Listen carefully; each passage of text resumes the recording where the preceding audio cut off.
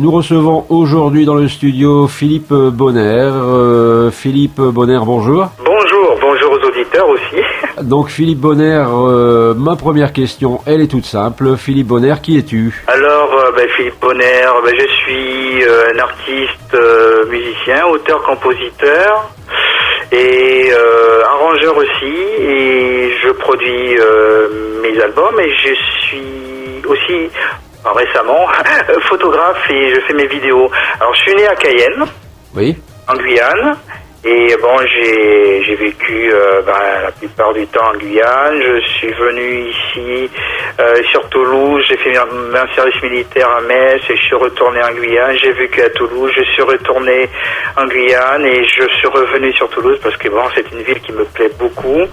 Et depuis quelques années, je suis installé dans cette magnifique ville rose, comme on dit, et je travaille dans une collectivité. Puis entre temps, je fais des activités musicales. Bon, j'ai sorti mon dernier album qui s'appelle Résonance des Trois Piliers, mais auparavant j'en ai fait pas mal avec le groupe Harmonia, qui était un concept que j'ai fait en Guyane avec plusieurs artistes qui viennent avec leurs différentes expériences ou sans expérience aussi, mais bon c'était une façon pour eux aussi de se faire découvrir. Et j'ai fait pas mal de choses au niveau du média, c'est-à-dire dans les radios, des jingles pour radio, des jingles pour la télé, des bonnes sons pour des courts-métrages aussi. Et j'ai fait aussi des albums pour les enfants avec une amie qui faisait les dessins. Et moi, elle fait dessin et texte, je faisais la musique. C'était édité par le CRDP de Guyane. Et ensuite, qu'est-ce que je fais? Beaucoup d'artistes que j'ai réalisés, que j'ai arrangés ici. Et voilà, je continue à promouvoir mon album qui est sorti en 2013 avec récemment, on peut le voir sur mon site Philippe Bonner, tous les clips, dont j'ai fait un diaporama de plusieurs minutes sur la Guyane. C'est une façon aussi de découvrir la Guyane à travers ma musique aussi. On peut dire que Philippe Bonner a une vie pour le moins intense et pour le moins agitée. Passionnante, intense, c'est-à-dire que j'essaie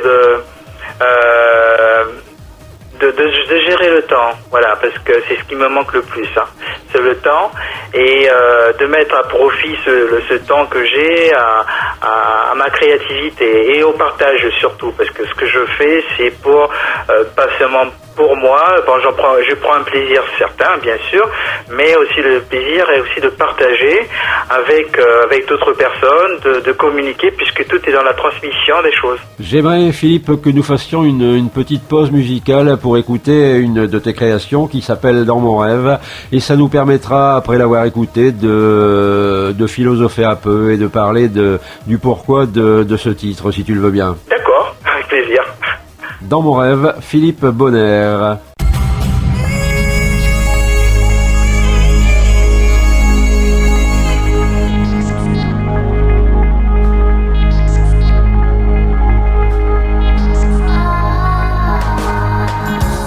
Je me suis réveillé au milieu d'une nuit agréable et conscient de ce que j'ai vécu ce soir particulier.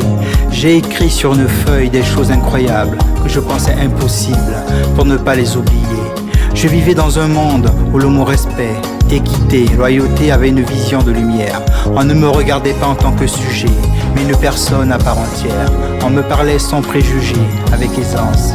Je n'étais pas obligé de me cacher, d'user d'artifice pour me faire accepter, d'être limité à des métiers de complaisance. Je vivais dans un monde vivant, où la reconnaissance des fléaux envers un peuple était courant, où la négation, la falsification de l'écrit n'avait pas d'écho. Sing my song all around the world, all around the world.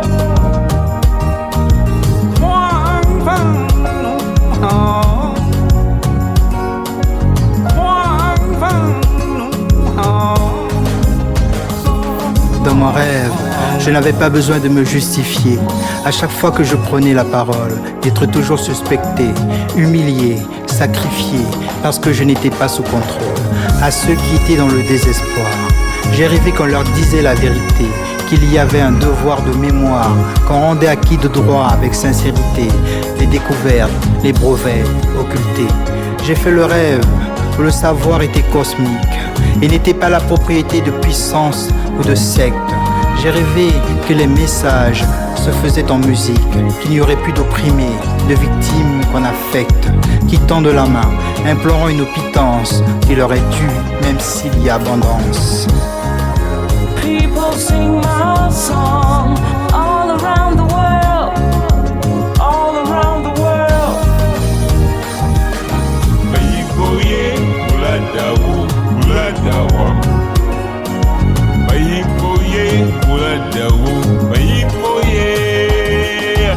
J'ai rêvé qu'il n'y avait plus d'actes de cruauté, parce qu'on les respectait, qu'ils étaient informés, qu'ils avaient une identité, une histoire, une fierté, et qu'on ne pourra jamais les sous-estimer. Je vivais dans un monde où les yeux des nations brillaient d'espoir, de sourire et de joie en kyrielle, où dans les quartiers se côtoyait une mosaïque de confessions, où l'arbre à palabres se trouvait à chaque ruelle.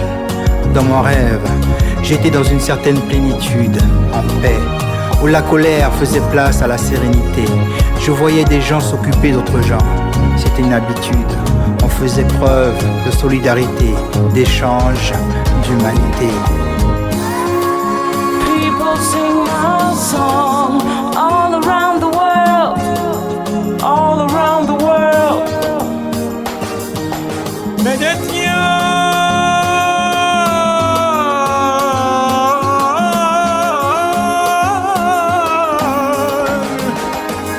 Dans mon rêve, les différences étaient gommées par l'amour, les peurs, les doutes par la main tendue. Dans mon rêve, j'ai vu des voisins se dire bonjour. Ils parlaient de leurs origines sans malentendu. Dans mon rêve, je voyageais de pays en état, sans guide. Nous étions tous différents, mais néanmoins parents. Nous vivions tous sur cette planète suspendue dans ce vide. Dans mon rêve, j'ai su d'où je venais, qui j'étais. J'étais un itinérant, un voyageur. C'était dans mon rêve. Oui, c'était dans mon rêve. People sing my song all around the world, all around the world. People sing my song all around the world, all around the world.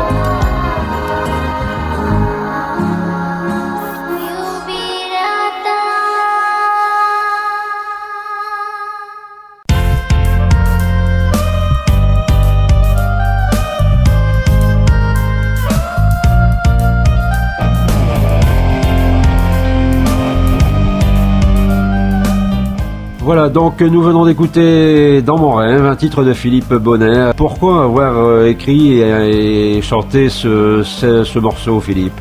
Alors, c'est plutôt un slam. Alors, c'est un slam parce que j'ai opté pour le slam parce que ça me permettait d'écrire et d'avoir un temps où l'auditeur, les musiciens, enfin le mélomane, ou bien puisse avoir le temps d'écouter ce que j'ai à dire. Alors, dans mon rêve, alors le rêve, alors qu'est-ce que c'est que le rêve ? Pour moi, le rêve, c'est le seul endroit où tout est possible. Et j'ai écrit, alors c'est une somme de choses que j'ai vues, soit par expérience, soit par les écrits, soit par des situations que j'ai vues. Ça me touchait beaucoup et ça me touche encore toujours puisque l'actualité me donne encore raison de ce que j'ai écrit dans cette chanson. Pourquoi dans mon rêve ? Parce que c'est quelque chose que j'aurais voulu, que je voudrais, mais qui ne peut exister dans le monde actuel où je vis. C'est peut-être un rêve utopique, mais j'aurais bien voulu que certaines choses se réalisent. Alors, comme je disais tout à l'heure, dans le rêve, quand on rêve, on est dans une autre réalité, on est dans une autre dimension où c'est une dimension où les lois qu'on connaît, les lois physiques, les lois matérielles qu'on connaît n'existent plus. Et là, tout est possible. Et comme je dis que ce serait possible de vivre en paix, en harmonie. Ça paraît totalement farfelu. Dans l'époque où on vit là, ça paraît tout à fait, et c'est possible, mais c'est à apprendre à nous connaître déjà par nous-mêmes, et c'est le problème numéro 1, c'est-à-dire que beaucoup de gens ne savent pas qui ils sont. Alors ils sont toujours à la recherche d'un idéal, la recherche d'une béquille pour pouvoir donner un sens à leur existence. Et bon, est-ce que c'est la vérité? Est-ce que c'est la vérité? Enfin, c'est leur vérité à eux, mais est-ce que la vérité, pour moi, n'a pas de chemin?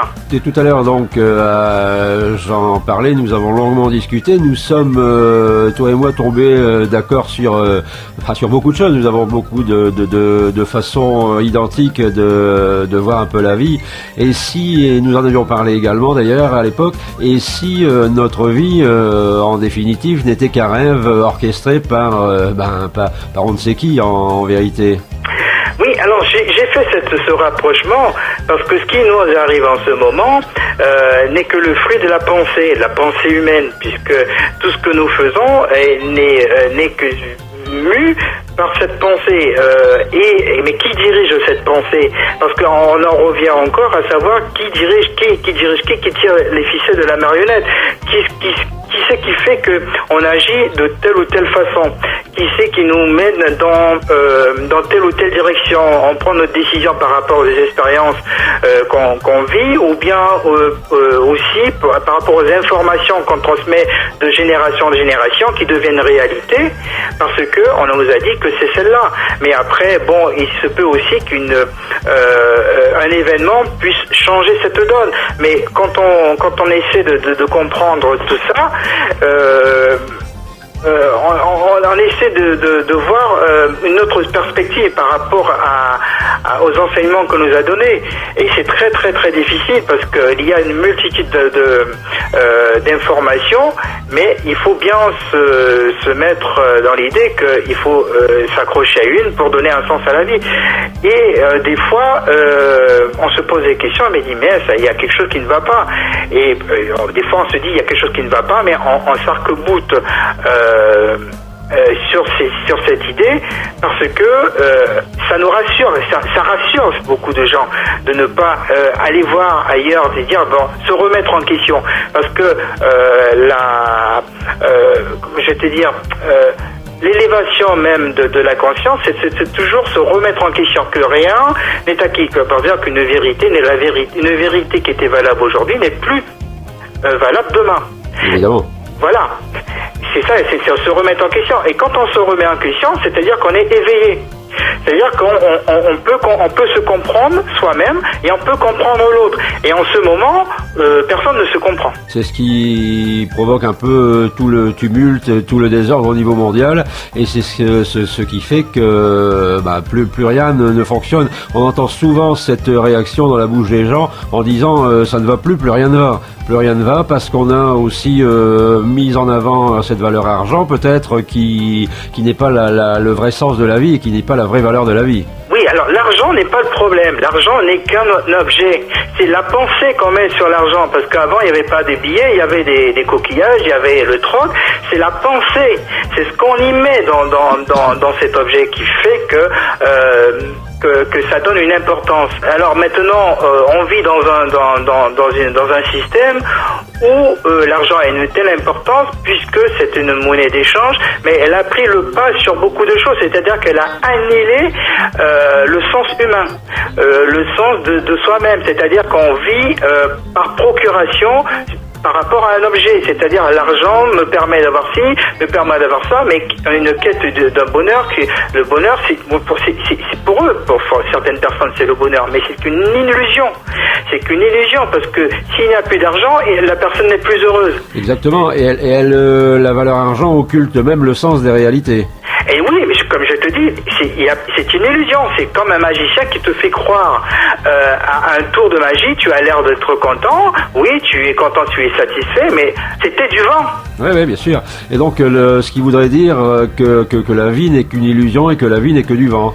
La vie est une illusion, c'est-à-dire que c'est nous qui faisons, par nos pensées, nous dictons ce que nous voulons. C'est-à-dire que ce que nous construisons, ce que nous mettons en place est le fruit de nos pensées qui est issu de notre expérience. Et c'est une pensée collective pour régir une société. Et bon, alors c'est le système, il est bien ou il n'est pas bien, ça appartient à la personne. Ce n'est pas aussi facile que ça, parce que chaque personne, chaque individu a sa propre logique. Elle a sa propre logique dans un domaine bien précis. Et elle devient aussi notre logique quand elle est dans une société, quand elle est dans un ensemble de sociétés. Elle doit agir par rapport à ce que les autres pensent pour faire avancer un système. Mais tu prends une personne individuellement, cette même personne qui a cette pensée collective, tu la prends individuellement dans un contexte bien précis, elle va changer de comportement par rapport à la situation où elle est. Oui, bien sûr. Chacun a sa propre perception définitive de tout cela, quoi. Elle a sa propre perception, mais elle aussi,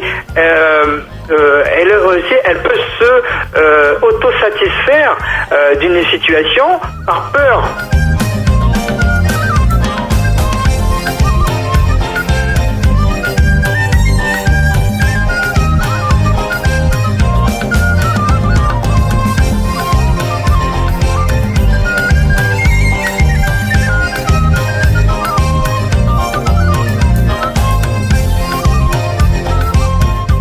Elle peut s'autosatisfaire par peur parce que aller au-delà, ça peut la mettre en danger parce qu'elle n'a pas les armes pour voir, elle n'a pas les moyens pour pouvoir se rassurer. Par peur également, on le voit avec la société du paraître, c'est la peur de ne pas paraître, la peur de ne pas... pour les gens, paraître c'est être, quoi. Et donc c'est la peur de ne pas paraître comme il faut, comme le moule nous l'a indiqué, quoi. Oui, parce que cette personne a besoin d'exister dans la société. Oui. Alors il faut qu'elle applique des codes pour pouvoir exister, puisqu'elle n'existe pas en tant qu'individu. Elle n'existe que par rapport à quelqu'un, par rapport à l'image qu'elle veut renvoyer. Si la personne en elle-même, elle avait une personnalité assez forte pour pouvoir, elle est assez, comme je le dis assez souvent, il ne faut pas vraiment, il faut aller vers la lumière, certes, mais une fois qu'on a été la lumière, il faut être lumière. C'est-à-dire garder toute cette lumière en soi, et quand on est lumière en soi, écoute, on rayonne. Oui. On rayonne, on n'est plus à la quête de tout le temps chercher dans une quête de lumière, on va chercher la quête de lumière, mais une fois qu'on a la lumière, on fait tout pour rester lumière. Et là, en ce moment, on voit que aussi bien politique, religion, sociétale, tout ce que tu veux, beaucoup de gens ne savent plus qui ils sont. Ils se raccrochent à ce qu'on leur dit ou ce qu'on leur a fait croire parce que ils ont besoin de se raccrocher et c'est compréhensible puisque la dernière fois je discutais avec un collègue je lui demandais pour toi quel est le sens de la vie. Il me dit le sens de la vie c'est adorer Dieu. Je lui ai dit, tu me répètes ce qu'on t'a dit. Tu me répètes ce qu'on t'a dit. Il m'a dit oui, on m'a dit de dire ça, oui, mais c'est ce que j'ai appris. Maintenant, je t'ai dit, bon, tu oublies ça. Je te demande maintenant quel est le sens de la vie, mais toi personnellement, quel est le sens? Il m'a dit, je ne sais pas. Là, tu es en cohérence avec toi. Est-ce qu'on sait vraiment en définitive? On ne sait pas. Voilà, chaque individu doit chercher en lui toute sa vie justement le sens de sa propre vie. Voilà, il doit chercher. Et quand on cherche, on est éveillé. Quand on cherche, on est ouvert. On a un esprit ouvert. On n'est pas dans l'absolu. On n'est pas dans la certitude, parce qu'il n'y a pas pire que la certitude. Et les certitudes ont donné des résultats qu'on voit en ce moment. Oui, Parce que la situation actuellement est quand même relativement compliquée. Sans vouloir être alarmiste, elle est quand même compliquée. Elle est catastrophique. Si tu veux, l'humanité a progressé matériellement. On a des ordinateurs super puissants, on a des avions qui volent très très vite, on peut transférer un fichier à l'autre bout du monde, on a fait des progrès en médecine, on en a fait, mais spirituellement, on est au niveau zéro. On est au niveau zéro. Et tu peux le remarquer tous les jours. Et ça, tu peux le voir quand tu veux. Tu peux faire l'expérience quand si tu as l'esprit aiguisé et tu es observateur, et tu remarqueras que nous sommes vraiment perdus. Et chacun essaie de se raccrocher à un idéal et se dire que cet idéal est le bon. Et ensuite, la pensée collective fait que, c'est celle-là. Alors, on a dit que c'est celle-là, ils la gardent, mais ce qui se passe, c'est qu'en face d'eux, il y a aussi des gens qui ont leur propre certitude. Eux, en face, ils ont leur propre certitude. Et qu'est-ce qui se passe? Il y a confrontation. Il y a violence. Et ce regain de violence, justement, que l'on peut constater, qui est inquiétant actuellement, part un petit peu pour le moins, toujours les mêmes origines.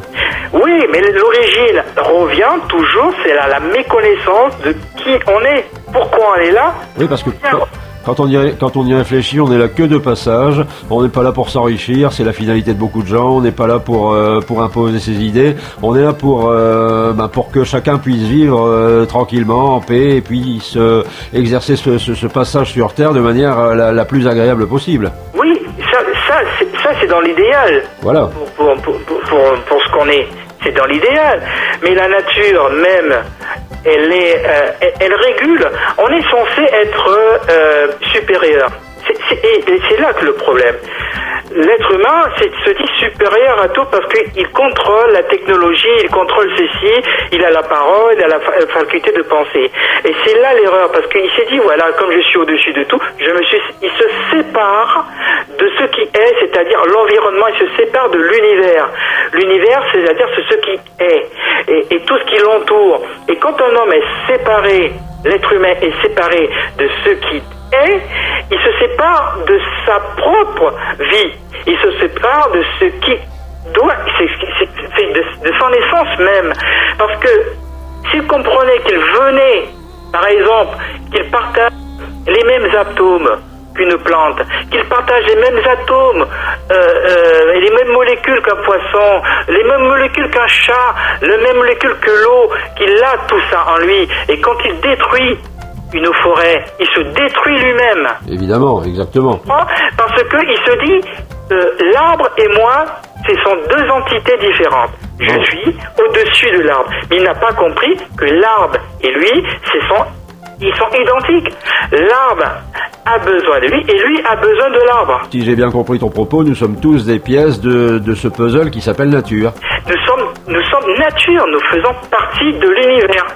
Et l'univers, c'est tout ce qui est. Tout ce qui est présent dans notre environnement fait que nous sommes issus d'un gigantesque puzzle biomécanique. Tu comprends? Oui. Biophysique, avec des ramifications quantiques, des ramifications cosmologiques, des ramifications astrophysiques. Nous avons tout ça en nous.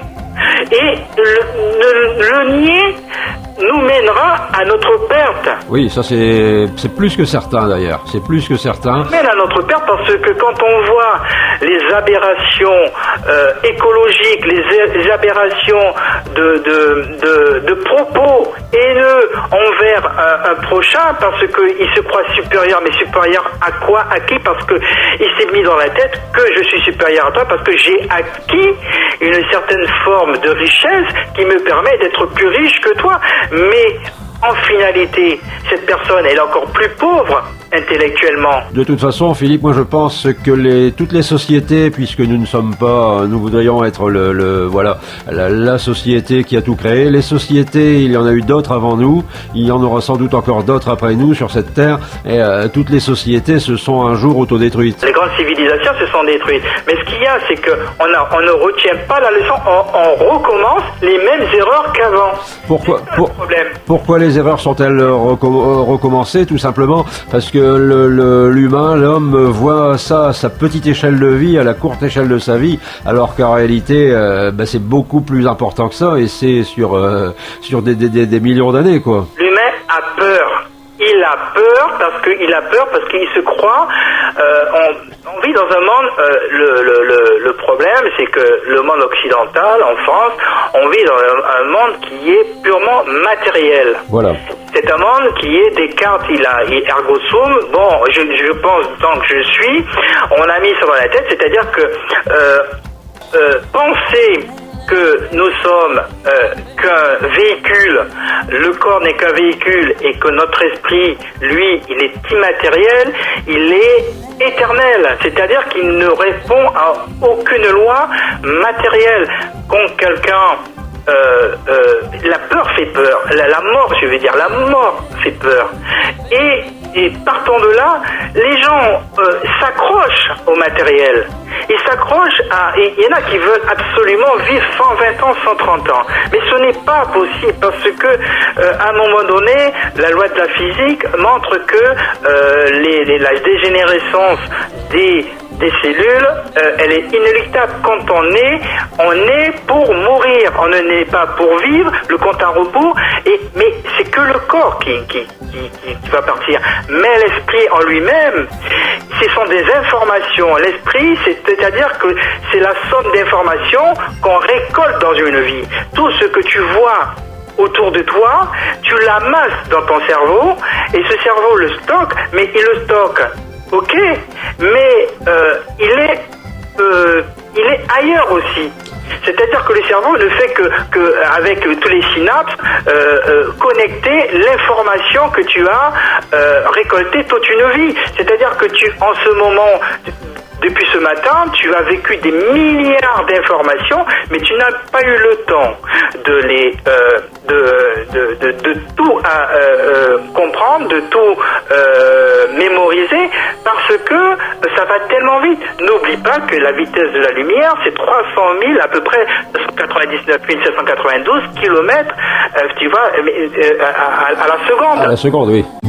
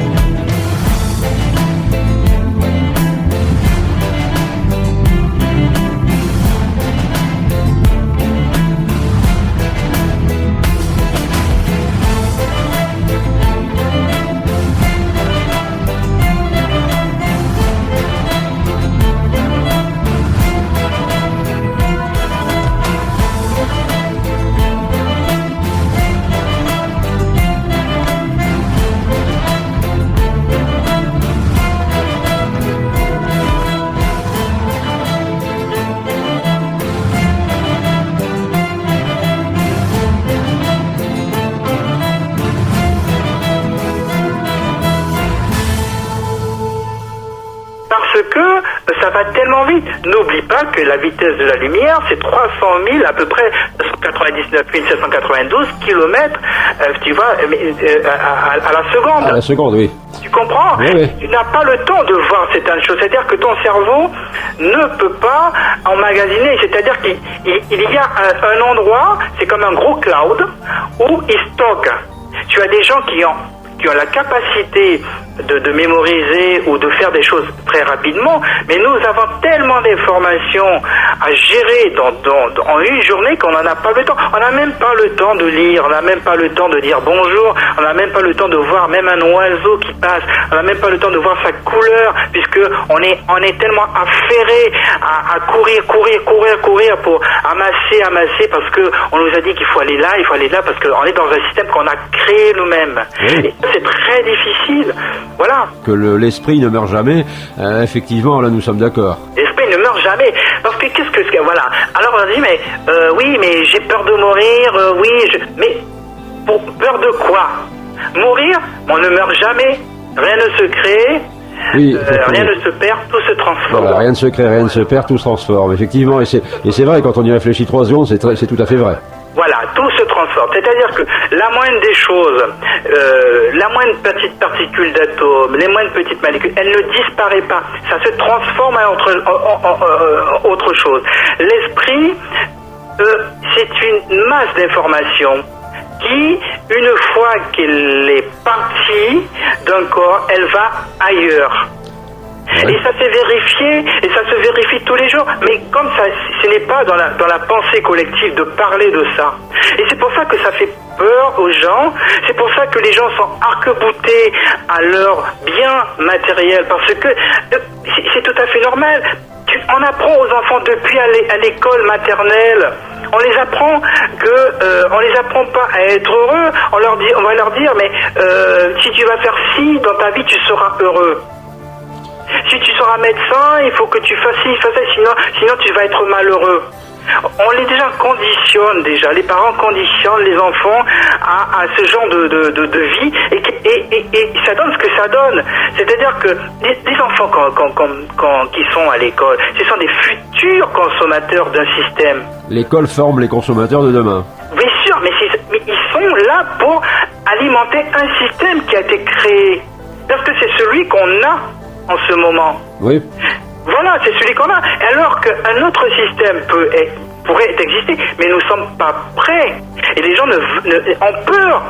La peur de perdre. Ils ont peur de perdre. Et la plupart du temps, et tu le remarqueras, beaucoup des gens commencent à ouvrir les yeux quand il y a un malheur qui les arrive, quand il y a un choc psychologique qui les arrive. Ils se disent, oui, c'est vrai. Ils ont raison, j'ai pas écouté, maintenant je vois, c'est vrai qu'ils ont dit, mais quand j'étais comme si j'étais comme ça, on m'avait dit ça.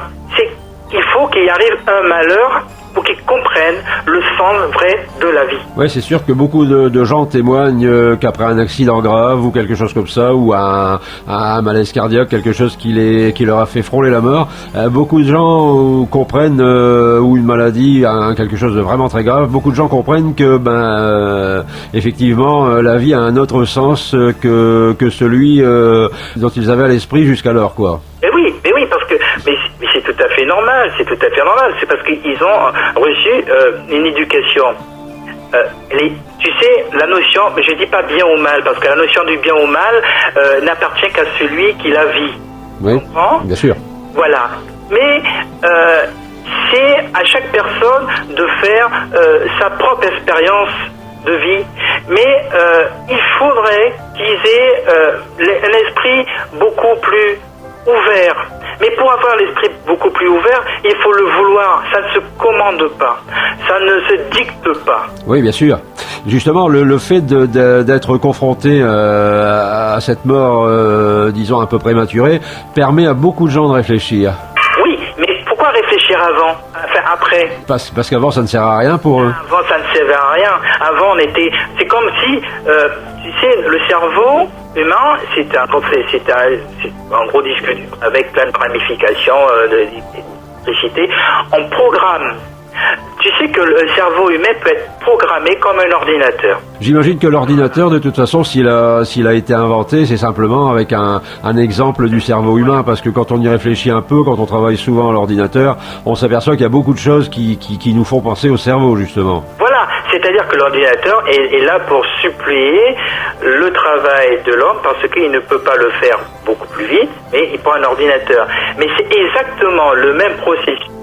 De la même manière qu'on fait un programme dans un ordinateur, avec le processeur, la carte mère, tout ce que tu veux, on fait la même chose dans le cerveau humain. Comment peux-tu expliquer que on peut faire embrigader des jeunes, des gens, des grandes personnes, juste avec des informations?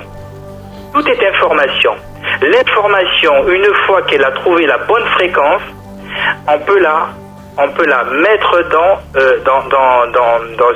sur une personne et la faire changer. Et tu le constates tous les jours. Les médias s'en chargent très bien. Ah oui, parce que là, le média qui est à l'origine une source d'information devient de plus en plus, et les gens s'en aperçoivent, une source de désinformation. Mais oui, mais ça fait partie du jeu. Ouais. Ça fait partie du jeu. Il faut contrôler. Il faut contrôler la masse. Puisqu'il ne faut pas que les gens aient la connaissance de pouvoir être libres de leurs pensées. D'être dire, voilà, je suis moi, et j'ai ma libre pensée, j'ai envie de ci, j'ai envie de ça. On vit dans cette société-là qui a été érigée par nous, même, par l'être humain, Ouais. notre système. Voilà. Je ne dis pas qu'il ne faut pas qu'il y ait de l'ordre. Il faut de l'ordre quand même. Parce Oui, que sinon, évidemment. Sinon, voilà. c'est invivable. C'est invivable, c'est un chaos. Mais on peut vivre en parfaite harmonie, mais cette harmonie, elle ne sera possible que le jour où chacun saura vraiment d'où il vient, qui il est, et pourquoi il est, et où il va. Mais tant qu'on ne saura pas d'où ces questions fondamentaux, tu vois, Ouais. et on pourra pas, on pourra pas avancer. On va toujours ressasser la même chose. Et tu verras tout le temps que on est toujours en train de ressasser des choses qui sont vieilles. Voilà, tu vas faire ci parce que mes parents font ci.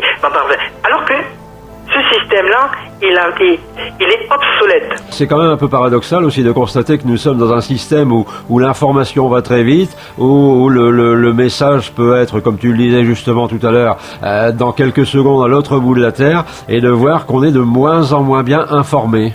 Mais on est fait, je veux dire, moins bien informé, mais c'est fait exprès. Mais qui? Il faudrait savoir ce qu'on veut dans la vie. Ouais. Il faudra savoir ce qu'on veut. On veut être bien? Alors, bien, oui, on se sent mal dans sa peau. Mais chacun va chercher les moyens pour être bien dans sa peau. Alors, il y en a qui vont chercher des psychotropes. Ah, je vais planer, mais le mal est toujours là. Oui, exactement. Bon, en plus, il va être fracassé après, et ça va pas être joli. Après, bon, il y en a d'autres qui vont exploiter les autres pour être bien.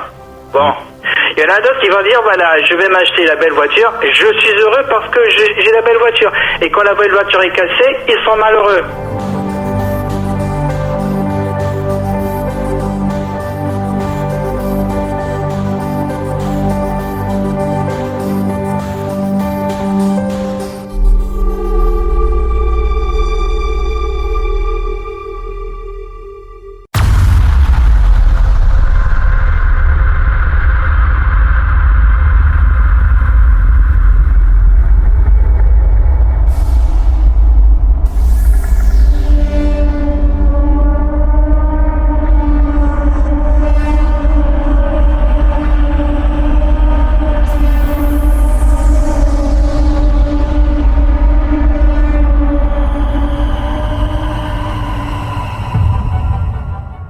Et quand la belle voiture est cassée, ils sont malheureux.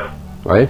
Ça veut dire qu'à l'intérieur d'eux, ils n'étaient pas plus heureux qu'avant. De toute façon, il faut quand même avoir conscience que le bien matériel porte mal son nom, en définitive.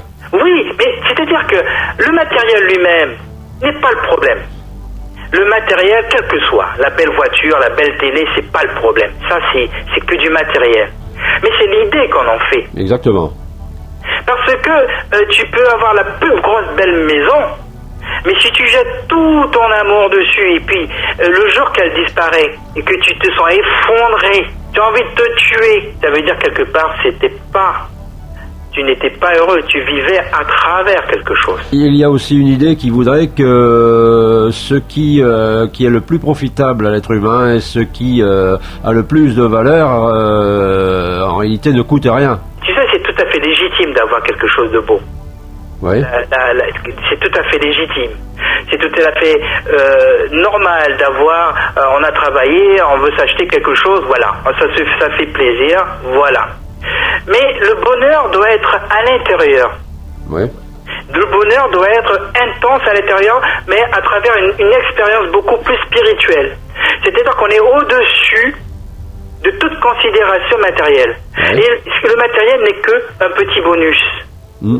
Parce que tout le monde a envie d'avoir, le joli petit téléphone, voilà, il marche bien, mais ça doit pas être la quintessence du bonheur. Le bonheur, c'est un état d'être. C'est un état d'être. Le bonheur ne devient pas. Ça ne marche pas comme ça. Mm. Voilà. Je veux pas quelque chose je veux devenir heureux. Non, je suis heureux. Et je fais en sorte que je sois heureux à l'intérieur de moi. Une expérience de toute façon toute simple à réaliser, il suffit simplement de se payer de ce qui se fait de mieux au niveau d'un repas, de commander un repas de très grande qualité avec des mets très rares, un grand cuisinier. Il sera bien meilleur en le partageant avec des amis. Oui, alors c'est toujours pareil, c'est l'intention que tu mets. Oui. C'est l'intention que tu mets dans chaque objet, dans chaque action. C'est ce qui compte. C'est le regard que tu donnes à chaque action que tu fais. Parce que l'intention, elle vient de la somme d'expériences. C'est la somme de nos pensées. C'est la somme de ce que nous voulons projeter. Tu comprends? Oui. C'est l'intention. C'est comme dire que, gars, oui, tu l'aimes. Ouais. Mais si l'intention n'y est pas, est-ce que la phrase, elle est aussi poignante, elle est aussi... Est-ce qu'elle a toute sa portée? Véritable. Elle garde toute sa portée. C'est comme une fleur. La fleur, tu la regardes. Tu l'aimes pourquoi la fleur? Parce qu'elle est fleur ou tu l'aimes pour ce qu'elle est? Si tu aimes une fleur, laisse-la dans son écrin, laisse-la où elle est, ne l'accueille pas, ne la prends pas pour toi. Voilà, parce que la fleur, elle est éphémère. Voilà. Et si Elle est appelée à disparaître. Mais si tu te projettes une pensée, cette fleur, je la veux, je veux la garder, je veux m'acheter, tu projettes une vision, tu ne projettes une intention d'attachement, ce n'est plus de l'amour. Tu projettes une idée. c'est de la possession. Voilà. Et quand la fleur va disparaître, tu seras malheureux. Forcément. Parce que tu as projeté une pensée. Mais si tu aimes la fleur pour ce qu'elle est, cet amour-là, il est incommensurable. Il est infini. Oui.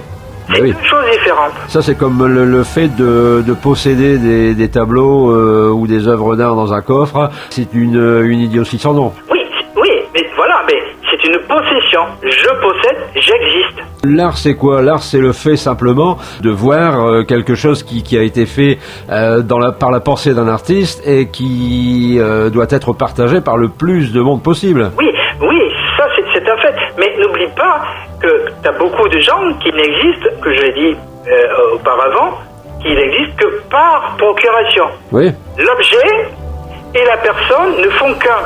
Si l'objet n'est pas là, la personne n'existe plus. Et elle n'existe plus, elle n'a plus de statut, elles se sont diminuées, elles se sont en marge, elles se sont moins de pouvoir. C'est-à-dire que l'objet de valeur reflète sa personne.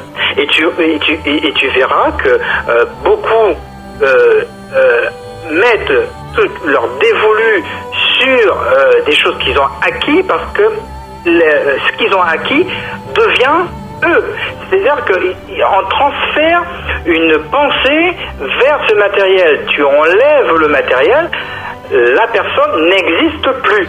Et ceux qui sont autour d'eux laissent cette personne, parce que même les autres personnes qui regardent un homme, un magnat, un milliardaire qui possède des biens, mais ces gens-là aussi aiment cette personne parce qu'elle possède des biens. Ouais.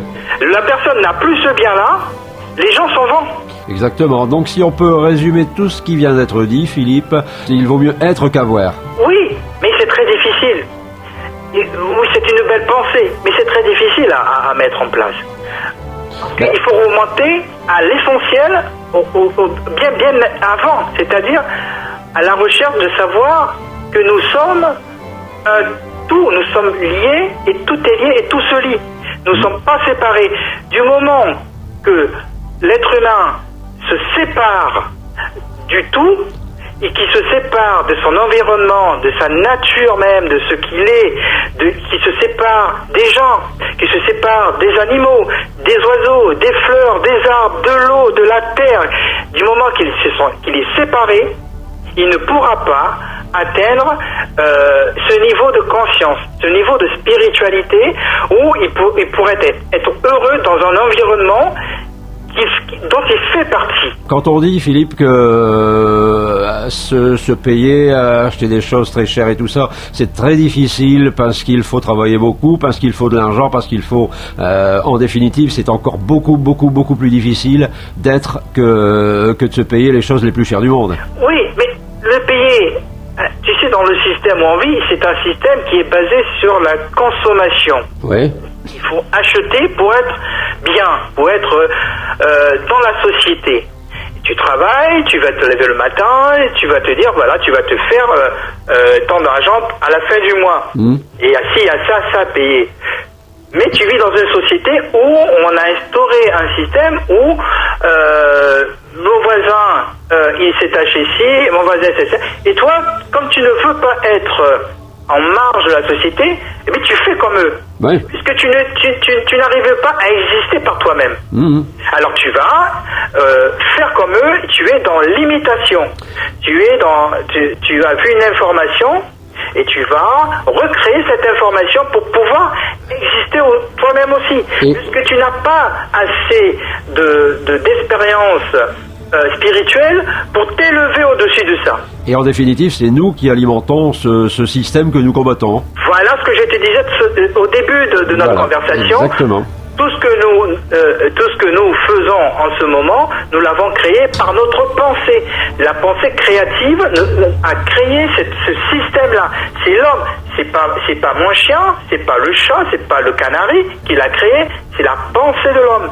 Tout ce que nous faisons, tout ce que nous dictons, tout ce que nous mettons en place n'est que le fruit de la pensée. Nous sommes exactement le fruit de nos pensées. Tout ce que nous faisons est directement le fruit de nos pensées. Et il ne faut pas le dire, oui, c'est à cause de l'autre, non. C'est à cause de nous. Nous sommes responsables. C'est à cause de nous. Tout le monde, chacun d'entre nous est responsable de cet état de fait. Voilà, mais c'est pas la peine de le rejeter parce que nous avons une part de responsabilité. Ah ben, c'est tellement plus facile de rejeter ça sur le voisin. Oui, directement ou indirectement. Exactement. Comme j'ai dit, tout est lié et tout se lie. Nous sommes interconnectés, même à des millions de kilomètres. Tu vois, d'ici, nous sommes connectés. Notre action, ne fût-elle minime, à une action à des milliers de kilomètres. Oui. Tu comprends? Oui. Voilà. Et ça paraît peut-être anodin parce que comme nous n'avons pas conscience de ça, on se dit c'est pas vrai, c'est pas nous. Le simple fait de consommer, moi je suis dedans dans ce système, il me plaît pas. J'essaie de le faire changer, mais il y a encore plus de gens qui veulent m'y remettre. Ouais. Tu comprends? Oui, bien sûr. Tu vois, c'est l'équilibre. C'est-à-dire que le simple fait, par exemple, de consommer du gasoil ou de l'essence de la voiture a un impact énorme et on le voit tous les jours. La plupart des gens, c'est pas leur problème de savoir d'où vient le carburant. Tout ce qui l'intéresse, c'est de mettre le carburant de circuler avec la voiture, tout simplement. Et évacuer à ses occupations, voilà. Ce qui est tout à fait normal, parce que il vit dans sa propre logique. Ouais. Il vit dans son propre Ouais, bien sûr. environnement. C'est comme si on vivait dans plusieurs dimensions. La dimension où on vit en ce moment, n'oublie pas que nous vivons dans une multidimensionnalité, tu vois. Ouais, bien sûr. Il y a plusieurs dimensions, il n'y en a pas qu'une seule. Tu verras, en ce moment, quand les gens vont écouter, ils sont dans leur propre dimension. Il y en a des milliards et des milliards. Et chacun crée sa propre dimension. Et c'est très difficile quand tu leur dis, mais tu sais d'où vient le pétrole et que tu es responsable indirectement ou directement des malheurs des gens qui sont à 10 000 kilomètres. Ah non, c'est pas... Mais si, mon cher. Ben oui, bien sûr. En votant pour des gens qui nous gouvernent, on leur donne inconsciemment l'autorisation d'aller faire des choses inavouables pour pouvoir avoir un train de vie. En notre nom. En notre nom. Ouais. Mais on se bouche les yeux, on joue les vierges effarouchés, et dit ah c'est bon, oh là là, regarde ce qui se passe là-bas, patati patata, alors que nous sommes directement responsables. Et tout ça pour te dire qu'on en revient à ce fait que nous sommes séparés de ce qui est. Si, voilà, les Indiens d'Amazonie, on ravage toute une forêt pour planter du soja transgénique, pour pouvoir donner du soja transgénique aux vaches en France pour pouvoir les manger. Alors qu'on n'en veut pas de l'OGM en France, mais on va pouvoir manger les OGM qui viennent du Brésil. Et il y a toute une tribu qui n'a rien demandé, qui sont décimés pour pouvoir satisfaire à nos petits besoins, voilà. Et alors que l'information, comme on disait tout à l'heure, circule à la vitesse grand V, personne n'est au courant de cet état de fait parce que il faut surtout pas que ça se sache. Oui, mais oui, il faut pas que ça se sache, parce que le système ne veut pas que ça se sache. Voilà. Est-ce que aussi, quand les gens le savent, est-ce qu'il y a une prise de conscience? Alors la prise de conscience, des fois, les gens l'ont, mais la peur. C'est-à-dire que la peur fait qu'on reste dans notre petit coin parce que c'est très difficile. Le système n'est pas favorable. Combien de fois j'ai déjà entendu des gens dire voilà, moi si j'avais l'argent je me casse de ce pays, j'en ai marre, ce pays devient fou et j'ai pas ce système, je sais pas, je vais travailler, pourquoi je vais travailler pour faire ci, voilà. Mais je sais qu'il y a une montée des gens qui ne veulent plus de cette vie-là. Cette vie-là, quand on vit, voilà, on va travailler, on se lève le matin, on va aller, oh, bonjour ma chérie, on dit, voilà, t'as passé une bonne journée, les enfants, piou, on rentre le soir, tac, on essaie tant bien que mal. Mais il y a un moment, on se retrouve tout seul. Oui. On se retrouve tout seul et dit, mais qu'est-ce que c'est tout ça? Pourquoi avancer? On se pose la question, pourquoi avancer? Qu'est-ce que c'est que tout ça là? Ouais, bien sûr. J'ai passé toute ma vie, j'ai fait ci, j'ai fait ça, où ça m'a mené à quoi? Qu'est-ce que c'est que tout ça? En définitive, quand on regarde bien derrière nous, on s'aperçoit 40, 50 ans après qu'on n'a pas fait grand-chose dans une vie. Elle n'a rien fait? Voilà. On a fait quoi? On a suivi un plan? Est-ce que le fait justement d'avoir une belle voiture, une belle maison nous a rendu heureux? Non, déjà au départ, là c'est sûr. Et en plus, est-ce que ça nous a fait avancer dans la vie? Est-ce que ça a fait progresser l'humanité? Est-ce que ça a servi à quelque chose? J'en suis pas certain du tout. Que les gens achètent une belle voiture, parce que même les oiseaux, ils se font des jolis nids. Tu vois, ils se font je vois des superbes réalisations, on dirait c'est digne d'un architecte, des oiseaux qui font des superbes nids pour leur couver et tout ça, mais c'est encore c'est pas le, je veux dire, faut pas trop se focaliser sur la belle voiture et tout ça. C'est ce qui compte le plus important, c'est ce qui est à l'intérieur, l'âme. Tout ça, le matériel, ça va partir. Ça, pour moi, c'est du flan, quoi. Ouais, bien sûr. Voilà, c'est l'âme qui compte. En définitive, justement, quand on arrive au bout de sa vie, on se dit, ça a servi à quoi? J'ai servi à quoi? Voilà. La vraie question, c'est ça. Mais oui, mais la personne se pose cette question que si elle a pris conscience. Oui, bien sûr. Si elle n'a pas pris conscience de certaines choses, elle se posera pas la question et tout roulera comme si de rien n'était, puisqu'elle vit dans sa propre dimension qu'elle a fabriquée elle-même. Oui, bien sûr. Ou on lui a inculqué, où elle s'auto-alimente. Bien sûr. Tu comprends? Voilà, nous avons philosophé alors que c'était pas prévu comme ça au début, mais connaissant le personnage qu'est Philippe Bonner, je m'attendais un peu à ce genre de débat et j'avoue que ça, si à notre petite échelle nous avons fait avancer un peu les consciences, pourquoi pas. Oui, enfin, petite échelle. Tu sais, nous avons, à tout casser, notre mémoire collective de 1000 ans d'histoire. Ouais. C'est à l'échelle de l'univers. Ouais, bien sûr. Qu'est-ce que c'est? C'est pour ça que je disais qu'il faut, on a la capacité de nous informer, de nous élever au niveau de la conscience, de la spiritualité. Parce que la spiritualité, elle est infinie. Elle est très belle.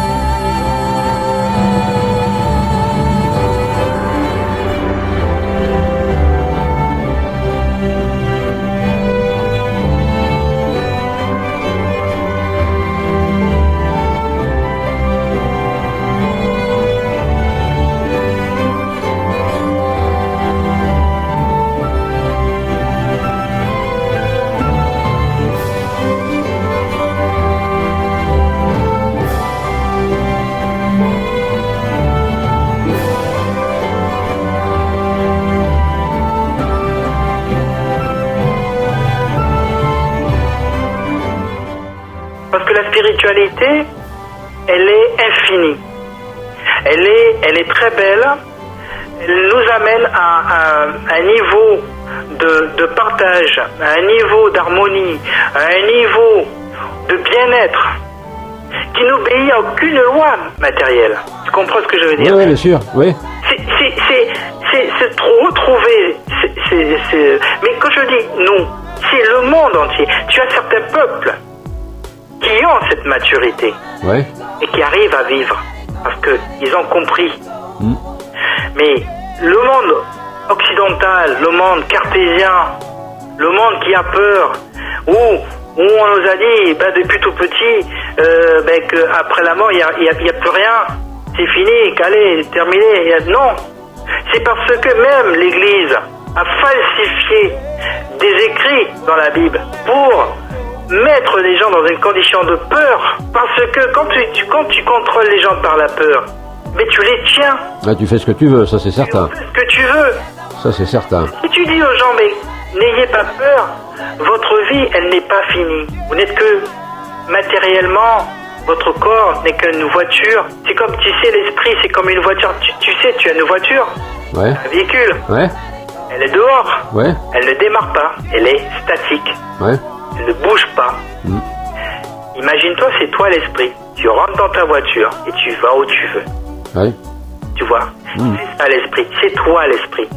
Et quand tu sors de ta voiture, elle reste là. Et ton esprit peut aller ailleurs. C'est ça l'esprit. Et tu peux et cette expérience-là, tu peux la renouveler. Tu la renouvelles tous les soirs. Tu te rends peut-être même pas compte aussi, quand tu rêves. Ouais. Ton corps, il est dans un état de presque de léthargie, dans un sommeil profond. Il ne bouge pas. Ouais. Ton esprit, il est ailleurs. Il est dans une autre dimension. Et cette dimension, tu la vis aussi réelle que ce qu'on est en train de faire en ce moment. Ouais. Où est l'illusion? Où est la réalité? La réalité, elle est par rapport à nos 5 sens. Tout est illusion. Seule la perception est réelle. C'est ce que tu perçois qui fait que la réalité est. Quand tu ne perçois pas les choses, tu ne vois rien. Tu ne ressens rien. Tu ne touches rien. Elle n'existe pas. C'est-à-dire que c'est comme la physique quantique. La physique quantique, c'est la physique des probabilités, des sommes des choses probables. C'est-à-dire que les choses deviennent réelles quand tu fais l'expérience de la chose. Ouais. Tu la regardes. Tu prends par exemple un joueur de basket, tu lui tournes le dos. Tant que tu ne l'as pas vu, tu as plusieurs possibilités de savoir où c'est qu'il va mettre le ballon dans le panier.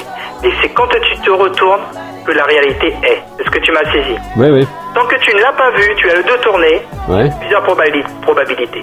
Dans ta vie de tous les jours, nous vivons dans notre corps, nous avons aussi bien la physique classique du magnétisme,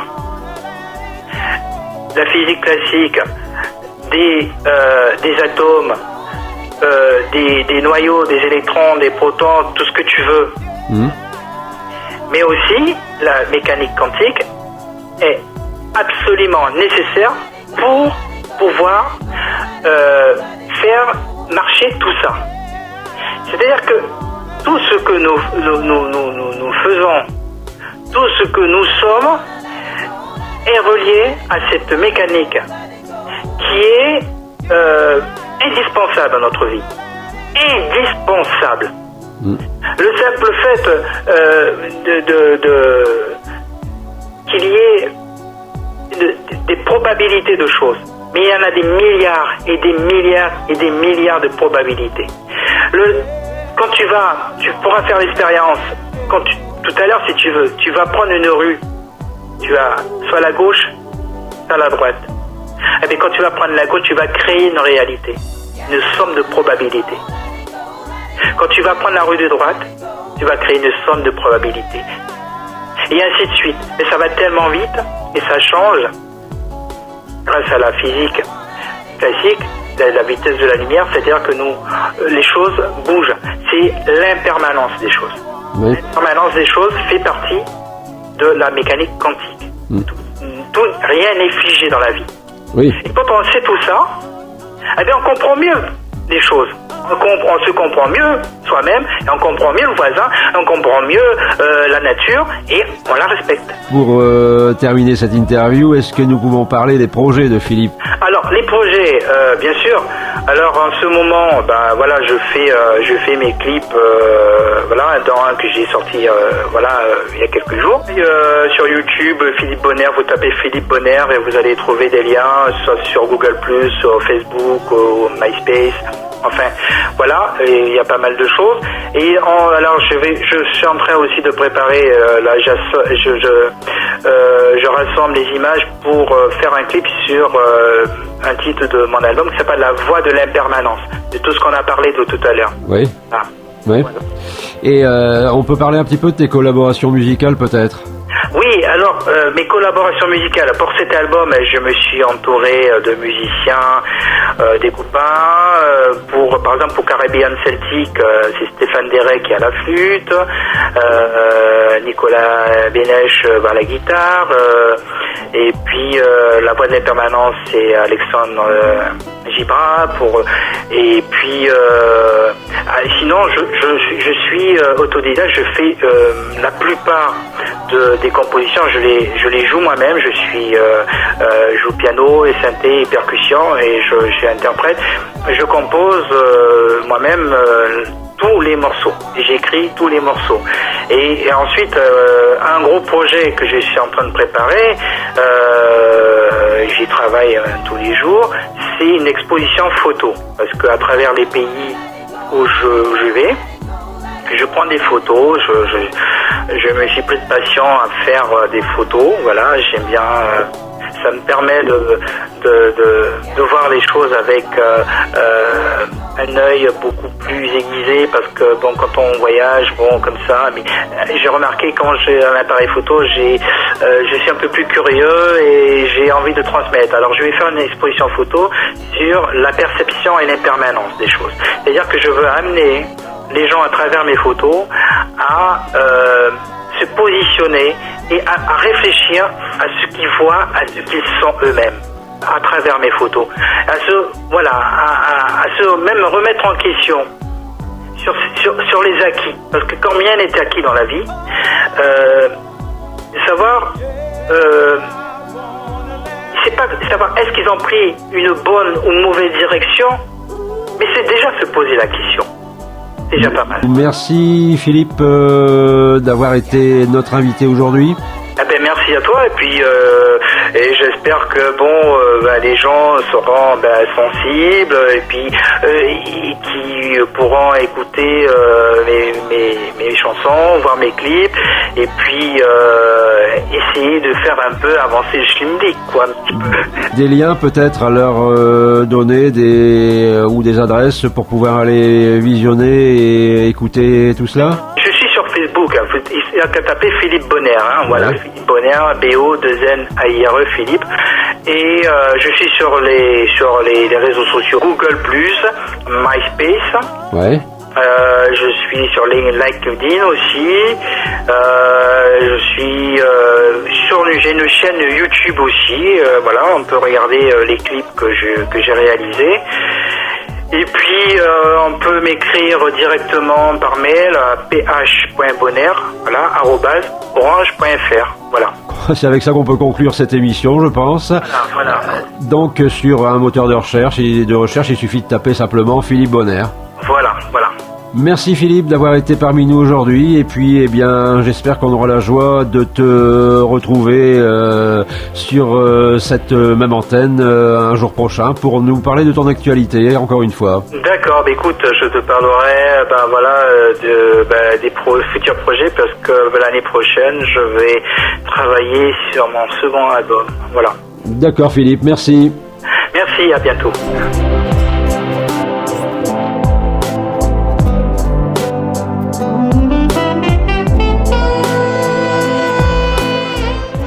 Toutes les musiques de fond, toutes les musiques qui accompagnaient cette interview étaient signées de Philippe Bonnaire, évidemment. Vous avez pu entendre Assou Maroni, Caribbean Celtic, Dans mon rêve, L'esprit tambou, La voix de l'impertinence, Universal Belle, La symphonie des étoiles et Made in Mango. Soudain, en une fraction de seconde, une explosion d'une rare violence survint il y a plus de 13 milliards 700 millions d'années-lumière. C'était le Big Bang. L'univers prend naissance à partir de ce moment. La première seconde est d'une importance cruciale. Ce sera le moment où la matière se forme et sera en expansion. Les particules de protons et de neutrons façonnent les noyaux atomiques. Leur composition d'hydrogène, d'hélium, de lithium donneront de belles gigantesques démuleuses.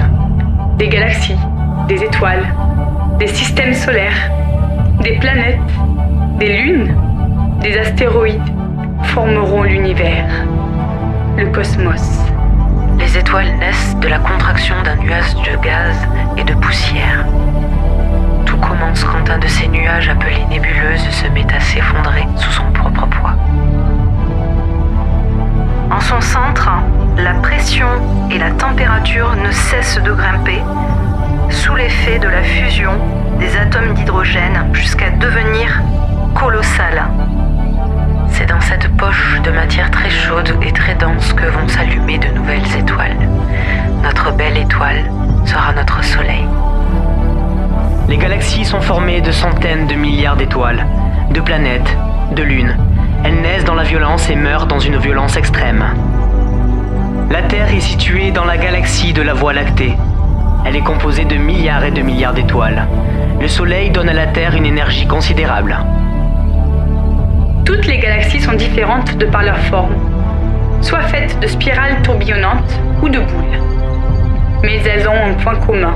Elles tournent autour d'une super étoile grâce à la gravitation.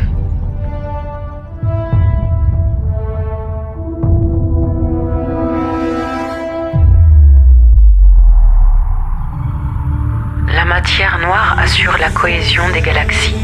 L'univers en est rempli. On ne peut ni la voir ni la détecter. C'est une véritable énigme à ce jour. L'énergie sombre est le contraire de la matière.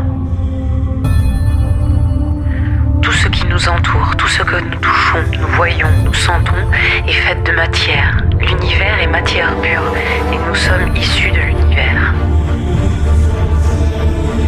La matière est faite d'atomes qui se transforment en énergie. D'où l'équation d'Albert Einstein. E égale mc2. L'énergie et la matière sont interchangeables. Une bataille cosmique entre la matière et et l'antimatière provoqua une formidable explosion nucléaire. Les planètes, les étoiles, les nébuleuses, les trous noirs, les magnétas, les quasars, les explosions gamma seront les conséquences de cette lutte démesurée entre la matière et l'antimatière. Comme tout combat, il y a eu un vainqueur, la matière, qui a donné naissance au cosmos. La Terre est née d'un chaos, comme tant d'autres planètes, il y a plus de 4 milliards et demi d'années, sous la force de la gravitation des poussières d'étoiles due à l'explosion d'une supernova. Des astéroïdes sont entrés en collision, formant un amas de roches en fusion.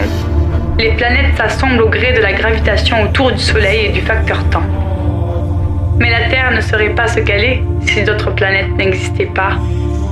Elles ont pour nom Uranus, Mars, Vénus, Pluton, Mercure, dont Jupiter et Saturne auront un rôle décisif pour que la planète Terre soit à l'abri des attaques et de ces énormes roches. En effet, ces révolutions et ces orbites elliptiques autour du Soleil et leur masse, beaucoup plus imposante que celle de la Terre, contribueront à dévier sous l'effet de la gravitation les astéroïdes, les comètes, qui heurteraient la Terre. La magnétosphère est un phénomène de champ magnétique qui entoure la Terre. Elle sert de bouclier contre les radiations cosmiques, des tempêtes solaires et des météorites.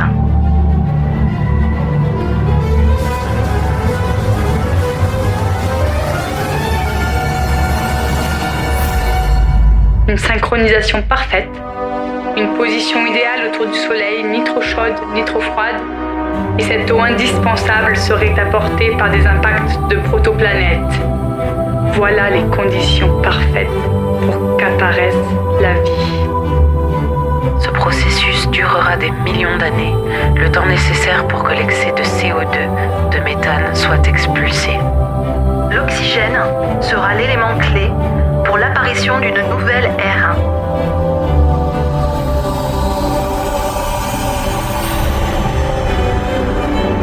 L'oxygène sera produit par la cyanobactérie qui libère l'oxygène et absorbe le dioxyde de carbone. La magnétosphère, outre son rôle de protection, favorisera cette formidable magie de l'évolution. Viendra les bactéries, les plantes, la flore, le vivant, la vie. Quelle est notre place dans l'univers? Pourquoi nous sommes là? Ce sont des questions que l'on se pose depuis que l'homme leva les yeux scrutant les confins du cosmos.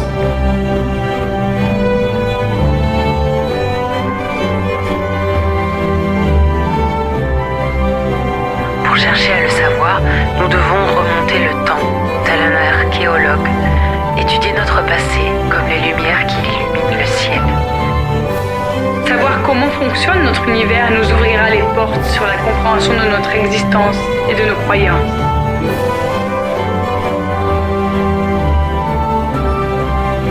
Tout ce qui est vivant ou non vivant est lié à la Terre, qui elle-même est liée à l'univers, et nous en sommes ces éléments.